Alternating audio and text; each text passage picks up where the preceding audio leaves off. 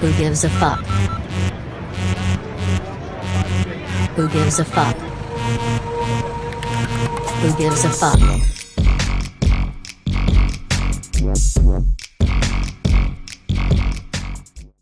Welcome to episode 2 of Who Gives Gives a a Fuck? Fuck? This week we're going to be looking at gamification in the ad industry. I guess one of the big reasons why the ad industry is moving towards gamification, or needs to, is because traditional advertising is kind of dead in some ways. It's not very inviting, but the game industry is really opening up a lot of doors and really creating what the future of society looks like for some people. I mean, over the last 10 years, there's been an emergence of great new technologies that are being used within advertising.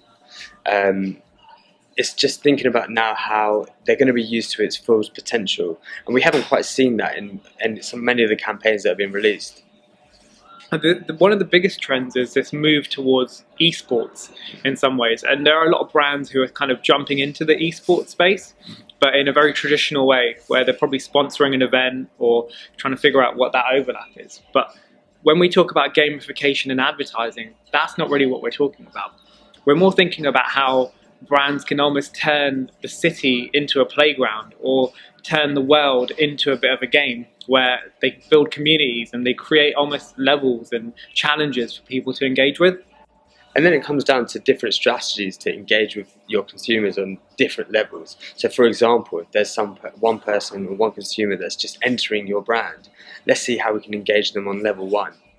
What do they need to do? How do we interact with them? How do we use technology to actually engage with them in the right way?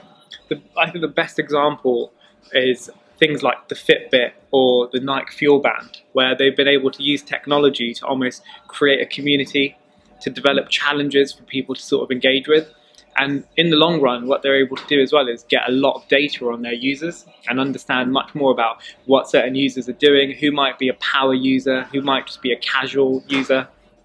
And it's this sort of measurement approach, which gaming really actually can do a lot more for a brand than just creating an engaging experience, but really help them understand their audience better. It's that idea of gaming in itself. Some of the most passionate people in the world and passionate industries are the sports industries. So how do we now create a link between that passion and that feeling of winning and competing into the brand world? And it's that interesting synergy between the two, which if it's done right, you'll then actually have consumers that are far more passionate, far more willing to be engaging with the brand and want to ultimately push the brand forward and be the biggest ambassadors for it. I think the idea of like play as the sort of concept is really interesting. So we had this project that we set up last year with a giant 303. It was a huge music device that we put into a festival, and instantly we had thousands of people playing on this device together, and it really got more people into making music. And the reason we did it is because we had to promote an event, and we thought, we're not just going to do billboards, we're going to try and actually create a bit of an experience, a bit of a game for people to engage with. And it's, I think, things like that really can change people's perceptions of a brand and really create a much more engaging experience. It's the inclusive nature of what gamification can potentially lead to, which I think is its biggest appeal. If it's done right, as we were saying, when we did Giant 303, there were people from all different walks of society and from culture wanting to engage with this device. And almost there's one of the other projects that we're working on at the moment is called the Complex, where it's basically a 360 projection mapped space where it teaches you about music, it can teach you about science in some ways, and it's these kinds of experiences which a brand, if done right, they can take it around the whole world and create a really consistent experience. Because when you create something that has levels and has points, for example, even though someone in London is experiencing it and someone in across the world is experiencing it, they're all connected to the same leaderboard. And this is the beauty of gamification, is that you can really create a global community using quite accessible technology. Some of this technology may seem like it's a little bit out of reach or out of hand, but I think with some of the strategies that we're coming up with at the moment in terms of working with great ideas like the Complex, it's making it very accessible. This technology isn't light years away anymore, or being able to create these amazing online communities or global communities through tech is here, but it's just trying to figure out how to do it in the right way. Definitely. I think what we're really passionate about in terms of advertising meets gamification, the biggest opportunity is to essentially turn the city into a playground, or turn the world into a playground in some ways.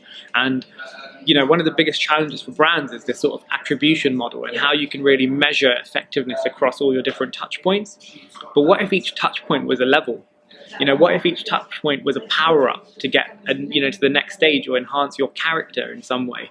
And that's really the way we think gaming and advertising could be seen. Is a billboard could be a moment for you to get alive in your sort of gamified character space. But these are all concepts which we think are going to come to fruition very soon. We think the next generation and their sort of vision of gaming is really going to represent what advertising could look like in the future.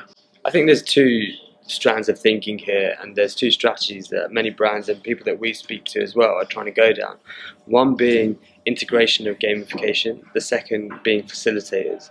So it's interesting when you say, how do the two actually combine? We definitely think it's an interesting space for brands to explore anyway, because gamification has existed for a long time, and the traditional idea of gamification is kind of points, leaderboards, much more traditional kind of competitive aspect of what gaming represents. But the mechanics of the game are so broad, and really turning your advertising into a bit of a game can make it much more engaging, rather than something that is just kind of there that people have to see. It can be something that really invites people in to play with your brand and to really want to learn more and be part of the story in some ways. There are a lot of brands advertising in-app, doing in-app gaming ads, and whether that's on mobile or, things like FIFA, you have elements of sponsorship, but that's so outdated. The new way should be brands creating their own custom levels. And we saw this one great case study where Burger King had used this white label platform to kind of create their own little app, and users had to sort of, do this kind of very traditional gaming thing. You'll see it in the screen in a second.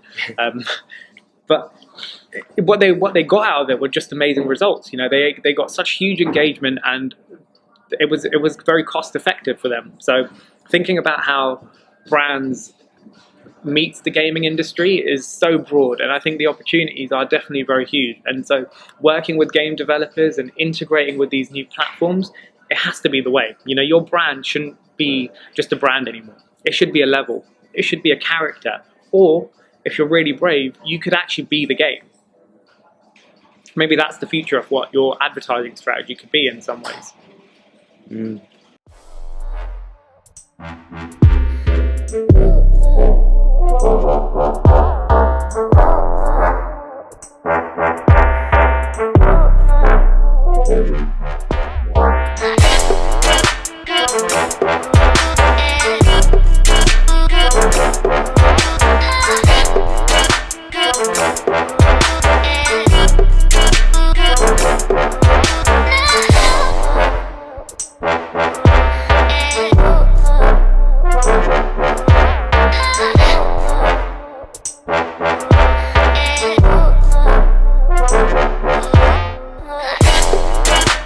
Go.